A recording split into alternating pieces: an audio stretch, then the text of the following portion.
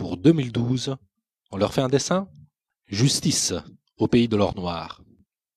Depuis plus de 150 ans, le pétrole est l'un des principaux carburants de l'industrie et du capitalisme. Mais ça coûte cher, l'or noir, et pas seulement à l'écologie.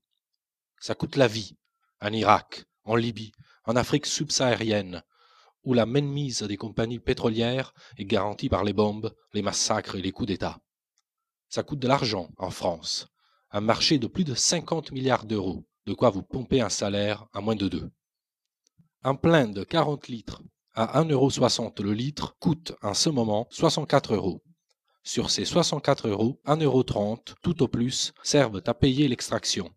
Le transport, c'est 60 centimes. Le raffinage et la distribution représentent au maximum 16% de la somme, soit 10 €. Ça fait au mieux 12 € sur 64. Où passe donc le pognon? Le pays d'extraction touche une redevance, mais elle varie suivant ses capacités de négociation et le nombre de bombes qu'il a pris sur la gueule. Ce n'est donc pas ça qui pèse le plus lourd. Le gros de la pompe Afrique revient à l'État français, qui prend environ 38 €, soit 60% du plein d'essence. Or, la ponction de l'État et les coûts du pétrole sont restés quasi stables en pourcentage depuis le début de la nouvelle flambée. Ce sont donc bien les marchands qui font augmenter les prix. Comment font-ils? Bien sûr, la réalité économique et politique a une influence sur le prix du pétrole. Mais pourquoi la guerre en Libye a-t-elle fait bondir les prix du brut alors que ce pays ne pèse que 2% du marché?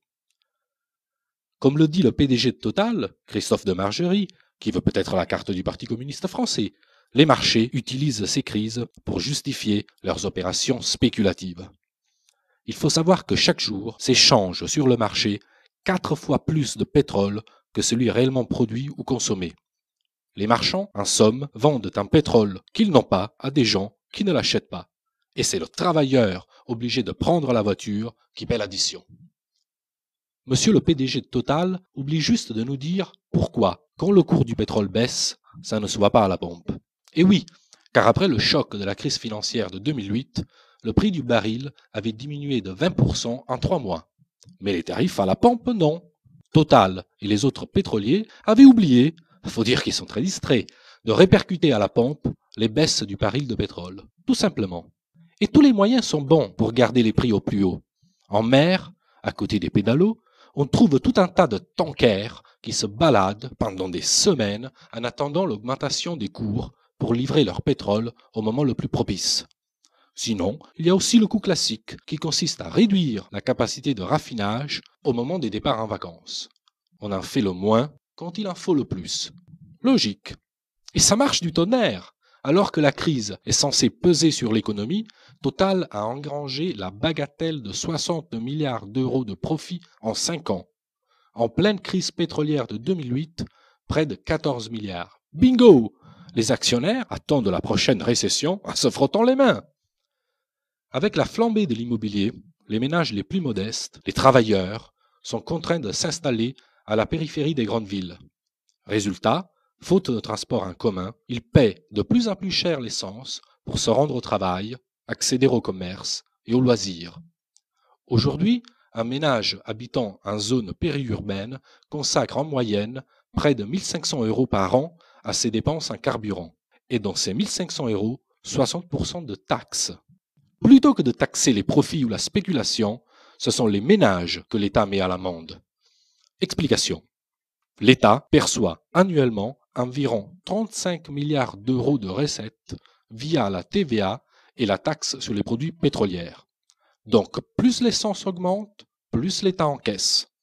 Et comme en même temps, l'UMP garantit les niches fiscales, maintient le bouclier fiscal jusqu'en 2012, allège l'ISF, avec les taxes sur les carburants, ce sont les cadeaux fiscaux aux plus riches qui sont financés et pas les services publics.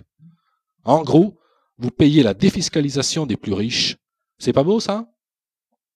Raquette des ménages en France, misère des peuples dans les pays du Sud, accaparement de la rente pétrolière par les groupes, les spéculateurs et les dynasties familiales dans les pays producteurs, on voit rouge au pays de l'or noir. Il est pourtant possible de mettre un peu de justice dans ce pays inflammable. Il faudrait déjà fixer des limites, instaurer un prix maximum à la pompe, réviser périodiquement, histoire de freiner les vautours. Il faudrait aussi que l'État donne l'exemple et commence lui-même par lâcher les gens en diminuant de 5% la taxe sur les produits pétroliers. Une fois calmée la douleur, il faudra s'attaquer à la racine du mal en adoptant un plan d'urgence ambitieux pour développer les transports publics. Évidemment, tout cela a un coût, mais à 64 € le plein d'essence, ce n'est pas le pognon qui manque. Les bénéfices du trading spéculatif sur le pétrole sont de plus en plus juteux. Les compagnies pétrolières s'engraissent sur la manne. La justice et le cholestérol commandent de les mettre à contribution.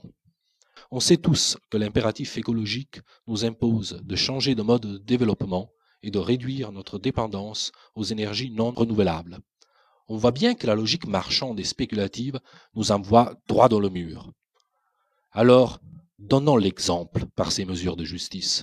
Proposons à nos partenaires de nous suivre en organisant une conférence mondiale sur l'énergie, bien commun de l'humanité. En 2012, on va leur faire un dessin.